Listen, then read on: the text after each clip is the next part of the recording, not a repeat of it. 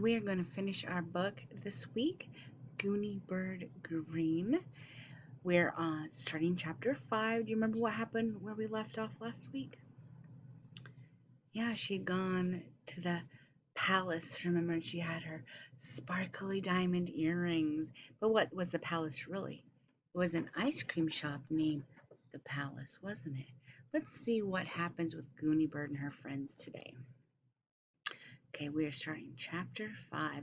Who's that look like? Who's that a picture of, you think? Kind of looks like George Washington, doesn't it? Let's see. On Tuesday, all of the children, including Felicia Ann, arrived at school early. Even Malcolm, who had never been early before. Tricia had a flower in her hair. Ben was wearing a vest. Kiko had a tiny bit of pink lipstick on her lips. And Barry Tuckerman was wearing a polka dot tie. "Good morning, class," said Mrs. Pigeon. "Don't you all look nice today?" "You do too, Mrs. Pigeon," the children said, and Mrs. Pigeon blushed. "Well," she said, "I thought I'd wear my new shoes today." Usually Mrs. Pigeon wore soft, comfortable shoes, but today she was wearing very shiny, high-heeled shoes with gold buckles. The principal, Mr. Leroy, made announcements on the intercom. He announced a bake sale and a birthday and a meeting of the crossing guards. A fifth grade boy read a poem about Christopher Columbus over the intercom. Everyone in the school said the Pledge of Allegiance together. Then it was time for school to begin. But Gooney Bird wasn't there. Uh-oh, where do you think she is? "Well," Mrs. Pigeon said, "let's take out our social studies books, class. Let's turn to the chapter called Cities." "But Gooney Bird isn't here," Nicholas said. "No," Mrs. Pigeon said, "she isn't. She seems to be absent today. Maybe she has the chicken pox." The class went silent. The room seemed sad. The lights seemed dim. Even the gerbils, who usually scurried noisily around their cage, were very subdued. George Washington, in his portrait on the wall, looked as if he might cry any minute.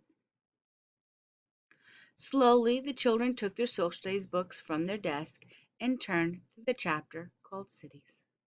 Kiko began to cry very quietly. "I don't want to do social studies," she whimpered. "I feel too sad." Malcolm crawled under his desk and curled up in a ball.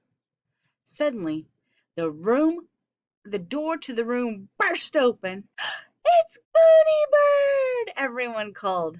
The lights seemed to brighten. The gerbils began to run in a circle, and George Washington seemed to smile. Gooney Bird was out of breath. "I'm sorry I'm late," she said. "I am never late for anything.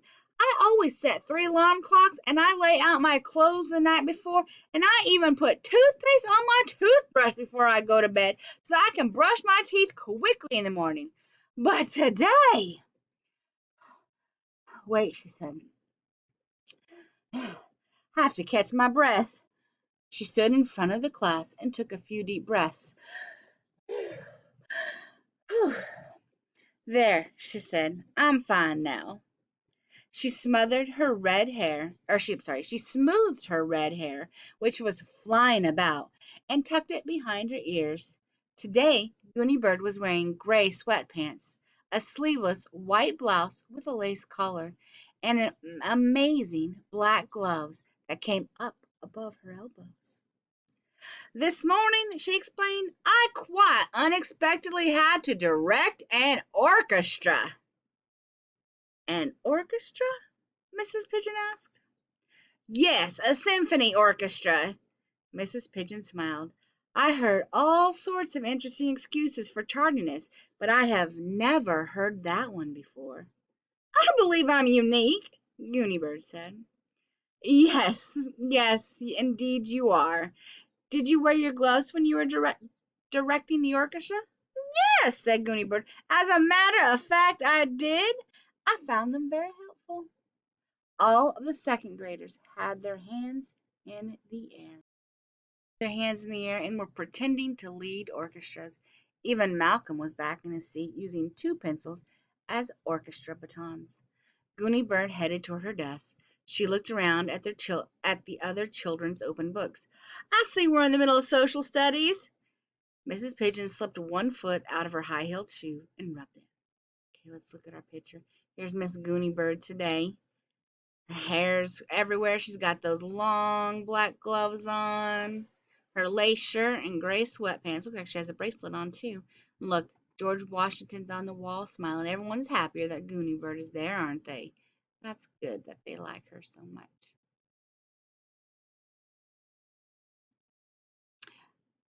She put her shoe back on. Actually, she said, I think the class would appreciate it if we had story time a little early today. Yay! Called all the children, and they closed up their social studies books. A Gooney Bird story? Gooney Bird asked. Yes, said Mrs. Pigeon. Yes, called all the children. Gooney Bird smoothed her long black gloves. She went back up to the front of the room. Which one would you like today? She asked. How Catman was consumed by a cow? I'd certainly like to hear the one about Catman and the cow sometime, Mrs. Pigeon said. Maybe tomorrow? But this morning I'd like to hear the one called Why Gooney Bird Was Late for School Because She Had to Direct a Symphony Orchestra. Oh, Gooney Bird said. All right, I could tell that. And it will be absolutely true? Asked Mrs. Pigeon. Of course, said Gooney Bird. Have you forgotten? All my stories are absolutely true. Then she curtsied and began. Why Gooney Bird was late for school because she was directing the symphony orchestra. Once upon a time, in fact, it was just this morning, Gooney Bird Green got up and got dressed in the clothes that she had carefully laid out the night before. She ate her breakfast, brushed her teeth with her pre-pasted toothbrush, gathered up her homework, put on elbow-length gloves, and started off to the Water Tower Elementary School. Gooney Bird interrupted herself. She explained to the teacher that and the class, sometimes stories start in the most ordinary way. Then they become exciting when something unexpected happens. Don't you find that to be true? The children nodded, thinking about their favorite stories. Like Where the Wild Things Are, Ben suggested. Or Little Red Riding Hood, Beanie said, when the wolf appears and you don't expect it. Oh, I'm scared of the wolf, Kiko whispered loudly. Every time the wolf appears, shh, children said. Gooney Bird continued. Gooney Bird walked down, excuse me. Gooney Bird continued. Gooney Bird walked down Park Street and turned the corner onto Walnut Street. And when she was halfway down Walnut Street, halfway to school, suddenly she paused. I've explained before, she said, about the word suddenly. It makes things exciting. Sometimes, class, if you're creating a story and you get stuck, you just say the word suddenly and you won't have any trouble continuing at all. What a good idea, Mrs. Pigeon said. We should start a list called Writing Tips. What happened suddenly on Walnut Street, Gooney Bird? Gooney Bird continued. Suddenly, she saw an enormous red and white bus coming very slowly. Each window had a head in it. The bus was quite full of people. Gooney Bird was amazed. Even though she had lived in Water Tower only a short time, about a week, she knew that the town of Water Tower did not have enormous red and white buses. Water Tower had two medium-sized yellow school buses, Gooney Bird knew, and she knew also that the one of the Water Tower churches had a small white bus, really a long van, that had a rainbow painted on it and said, Jesus is Lord, on each side. But an enormous red and white bus was completely new to Water Tower. As Gooney Bird watched, it moved very, very slowly down Walnut Street. She could see that the driver, though he was steering carefully, was also trying to look at a map in his hands. The bus driver saw Gooney Bird, and he beeped his horn. Beep, beep! A very small beep. He pulled the bus to a stop with a breathy sound of brakes. Then he pushed the handle that opened the folding door. "Excuse me," the bus driver said. "You look as if you're on your way to school." "Yes, I am," Gooney Bird replied, "and I certainly don't want to be late. I am never late." The bus driver looked as if he might begin to cry. "I feel exactly the same way," he said. "I am never late, ever late. But this morning I have a terrible problem." He held up his unfolded map. "Do you need help folding your map?" Gooney Bird asked. "It is hard to fold a map, but I find that if you follow the creases very carefully—" "No," the bus driver said. "My problem is I'm lost." "Oh dear," Gooney Bird said. "And," the bus driver continued, "we're going to be late for a concert." "A concert?" "Yes, I have an entire symphony orchestra on this bus." Gooney Bird paused. "Questions about orchestras?" she asked, class. Barry Tuckerman was waving his hand wildly. "We know all the parts of an orchestra. We listened to A Young Person's Guide to the Orchestra." "Winds!" called Ben. "Strings!" called Tricia. She pretended to play an imaginary violin. "Brass!" called Chelsea. She tried to make a trombone noise, but not very successfully. "Percussion!" said Malcolm loudly, and he began to tap his two pencils in rhythm on his desktop. "And also," Barry called out, his hands still waving, "we listened to Peter and the Wolf." "Oh," Kiko said in a small voice, "I hate when the wolf comes. Every time the wolf appears, I—" "Shh!" said the children. Gooney Bird continued. So Gooney Bird climbed up the steps and got on the bus. Every seat was filled. There were men and women in the bus, all of them dressed in black. All the men were wearing black turtleneck shirts. The women were all wearing long black skirts. They definitely looked like an orchestra, but they looked very distressed. "Where are you supposed to go?" Gooney Bird asked the driver. "To the Town Hall Auditorium," he said. "We're supposed to play a concert there this morning." He looked at his watch. It begins in 20 minutes, he said in a worried voice. "I'll get you there," Gooney Bird said.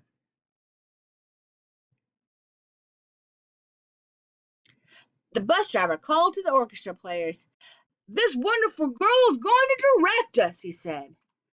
"Yay!" the orchestra players called. Luckily, even though she had lived in Waterford Tower for only a week, Gooney Bird knew exactly where the Town Hall Auditorium was because her father had pointed it out when they drove around the town. "There's the hospital," her father had said. "Go there if you happen to fall from a ladder and break your arm. And there's the police station," he said. "Go there if you happen to see a bank robber on the loose. And that's the Town Hall Auditorium," her father said. "Go there if you want to see a ballet or a concert." "Start the bus," Gooney Bird told the driver, "and turn right at the very next corner." It's a good thing she was wearing her long black gloves. When she pointed, everyone could see her long black pointing finger. There was no place for Gooney Bird to sit down, and we all know that it is dangerous to stand while a bus is going, but she had no choice. She stood beside the driver and held on to the side of his seat. He promised to drive very, very, very carefully. "Next turn left," Gooney Bird said, and pointed. "And there we are," she told him. "See that large big building? That's the Town Hall Auditorium." "Yay!" The orchestra players called again. The women began to comb their hair. "Thank you for directing us," they all said to Gooney Bird as they got out of the bus. The driver had opened the luggage compartment and was lifting out cellos. "You'll be late to school," one man said as he picked up a large black case. "Trombone," he explained. "Yes, I will," Gooney Bird said. "I will be tardy." "Is there a way that we can thank you for leading our orchestra?" he asked. Gooney Bird thought for a moment. Finally she thought of a way, and she whispered to the trombone player. He nodded. "Yes, yes, we will do that." One by one the musicians thanked Gooney Bird and said goodbye and she hurried down the street to Waterford Elementary School. She arrived at school just as the class was about to read Cities and their social studies book. The end. "Questions, anyone?" Gooney Bird asked. "Was there a drum player?" Malcolm asked. "Yes," Gooney Bird said. "Every single part of a symphony orchestra was there, even a harp." "Oh," said Malcolm, sighing. "I wish I could have seen the drum player. I love drums." "You will," Gooney Bird said. "Was there a flute player?" Chelsea asked. "Two," Gooney Bird said. "I wish I could hear the flutes," Chelsea said. "You will," Gooney Bird said. "I have a question, Gooney Bird," Miss Pigeon said.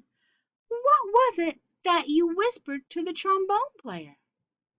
"Secret," Gooney Bird said. "But you'll find out at 12 o'clock sharp." What do you think was the secret that got whispered to the trombone player? What do you think that was? Keep reading and find out. "That's lunchtime," Mrs. Pigeon pointed out. "Precisely," Gooney Bird said. "Now we'll turn to our social studies." All morning the children, and Mrs. Pigeon too, glanced again and again at the big clock on the wall. They did social studies and arithmetic, and had a snack in the middle of the morning. Then they did reading and art.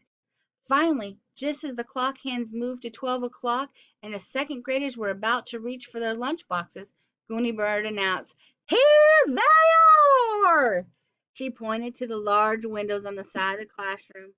Children all stood up and watched through the windows as a red and white bus pulled up and parked. When the door of the bus opened, the orchestra players came out, one by one, holding their instruments. They arranged themselves in a semicircle on the lawn facing Water Tower Elementary School. The conductor, holding a baton, stepped to the center and lifted his arms. "Too bad he doesn't have long black gloves on," Gooney Bird murmured. Mrs. Pigeon opened the window so that they could hear better. The orchestra began to play a slow and stately melody. When it was finished, the conductor bowed. Then he turned to the windows and explained, "That was a sarabande. It was kind of a dance. We'll play it one more time in honor of Gooney Bird Green." The orchestra played the short sarabande again, and the children danced around the classroom in a very serious and graceful way. Did you think that's what was going to happen? That they were going to come back and play?